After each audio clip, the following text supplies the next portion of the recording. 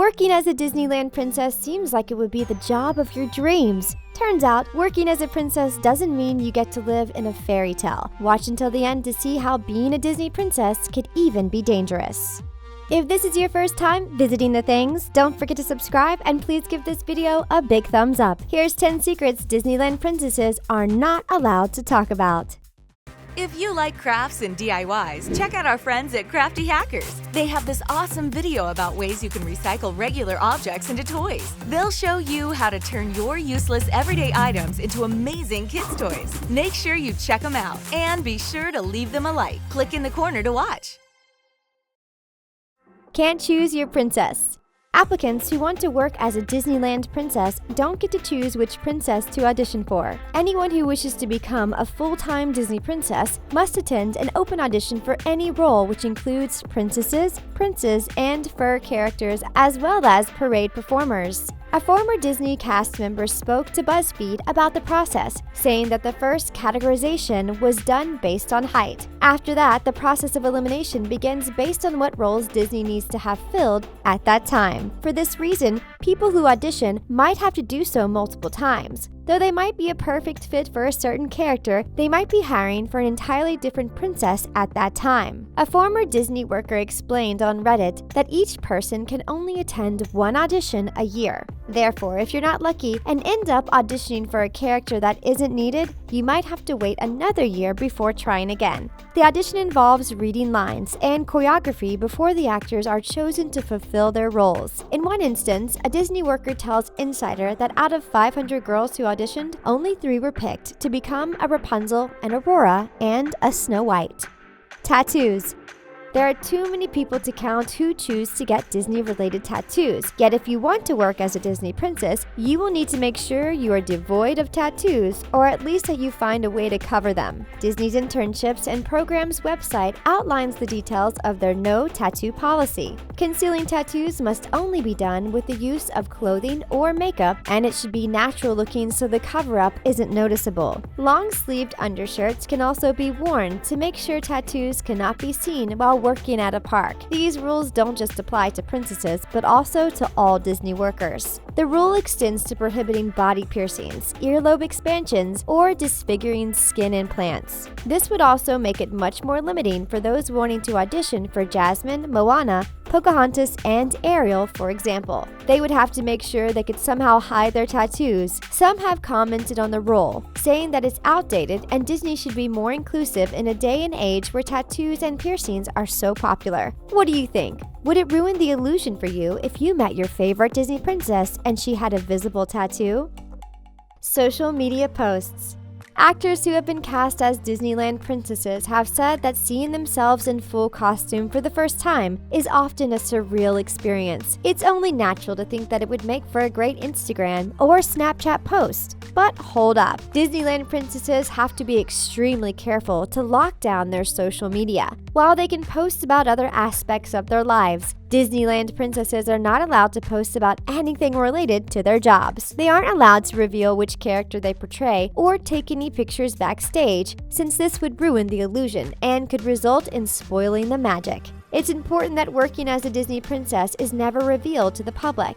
Disney calls this the oath of confidentiality, and violating this oath can even result in losing your job. While at work, Disney princesses are not allowed to talk or show that they know anything about the world outside of Disney. They aren't allowed to reference characters that aren't part of the realm. Meanwhile, they are not supposed to talk about their Disney-filled day with friends and family. The amount of secrecy involved with living in a fairy tale as a Disney princess is almost like being a spy. Autograph training. An autograph book is essential during a vacation to Disneyland, and kids will wait in long lines to get a picture and autograph from their favorite Disney princess. In order to make this wait worth every second, Disney makes sure that all details are accounted for, so that meeting a Disneyland princess feels like the real deal. One of the reasons that training to work as a Disneyland princess is a 5-week grueling process is because there are always more than one of each princess. Sometimes this may even occur at the same time, but in different locations within the park. There are several protocols in place to make sure the two of the same Disney princesses are never within close proximity of one another. Nevertheless, this means that it's very important to ensure consistency so that the Snow White you saw at at lunch in Epcot doesn't seem different from the Snow White you see later in the afternoon in Magic Kingdom. One of these details that need to remain consistent are the princess's individual autographs. The autographs are taught in the training process to make sure that each autograph book would look the same from year to year, even if the actress changes. Code words for emergencies. One very important rule for anyone who works as a Disneyland princess is to never break character. Working in a theme park and constantly being surrounded by children is not always incident-free. In fact, it's pretty likely for a child to have a bathroom accident, be sick, or fall and scrape their knee. However, it wouldn't be very princess-like to yell out that someone just threw up nearby. Instead, princesses have to learn a code to be able to communicate incidents such as code V for a throw-up incident or code U for a bathroom incident. There's even a code H for a parade horse that poops while working. It wouldn't be very princess-like to have to discuss bodily functions, but there's another reason for these type of codes. In a lot of instances, meeting a Disney princess is a dream come true, and it would be embarrassing to hear your role model talk about how you lost control of your bladder while waiting in line to see them. Using a code system also helps make sure that no one feels insecure. After all, Disney is meant to be the happiest place on Earth. Pointing with 2 fingers.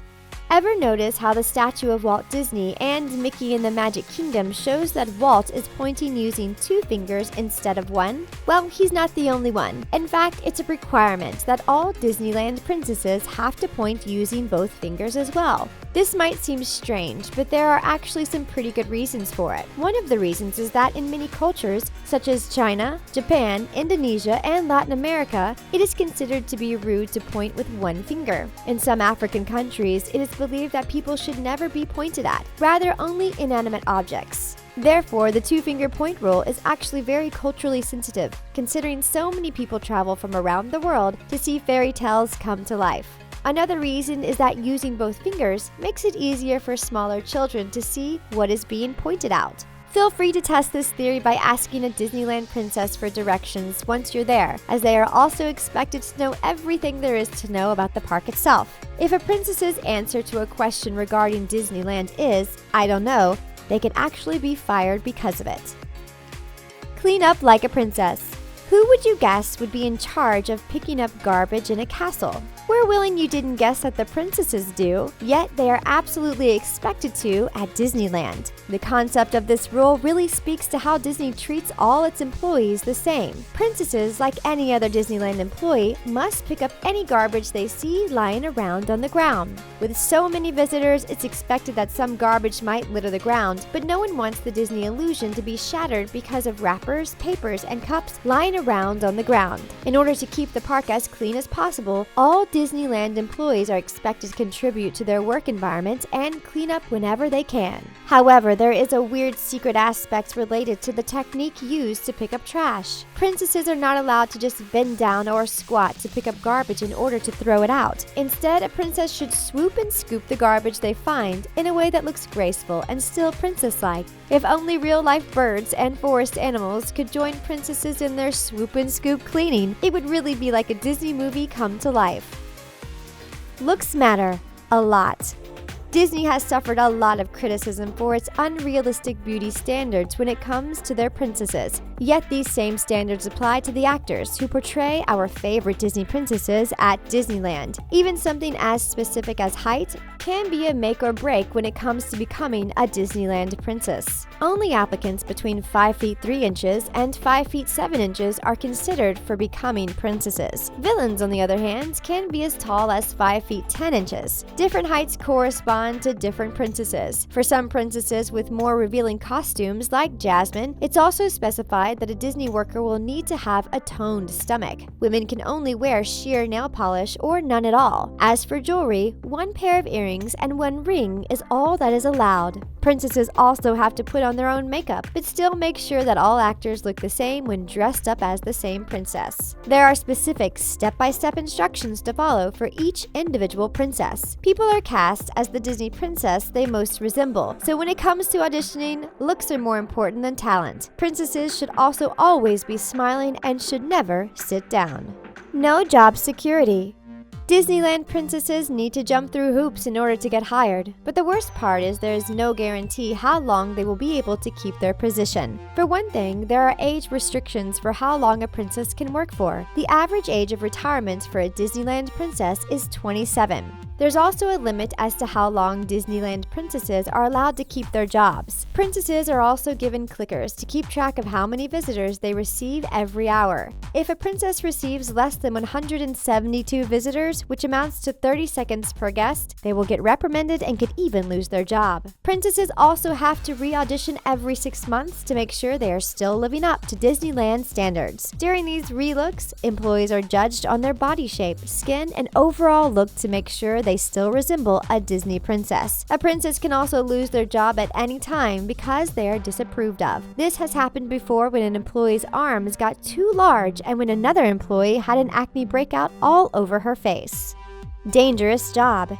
It doesn't seem like being a Disneyland princess could have any risks associated with it, but a surprising secret is that it absolutely can be. In order to become a Disneyland princess, everyone must first be a character performer in fuzzy costumes and masks. After this, they can begin training for their princess human roles. However, it gets really hot as these fur costumes can weigh up to 47 pounds. These cumbersome outfits are also dangerous. An article in Mental Floss says that across the world, with all the Disney parks combined, data show that in 2005, 49 of the 773 total injuries were as a result of the heavy costume heads. 107 of the earlier mentioned injuries were because pushing, pulling, or other aggressive behaviors from guests. One performer suffered whiplash from the weight of her Minnie Mouse head moving back and forth when a guest picked her up and shook her. Even once graduated to a princess, there is a potential for injury. According to Cosmopolitan, princesses have broken knees and dislocated shoulders because of the weight of the wire frame under their large princess gowns. The process of becoming a princess is definitely grueling and even potentially dangerous. Let us know which secret surprised you the most. That's all for 10 secrets Disneyland princesses are not allowed to talk about. If this is your first time visiting the things, don't forget to subscribe and please give this video a big thumbs up. See you next time!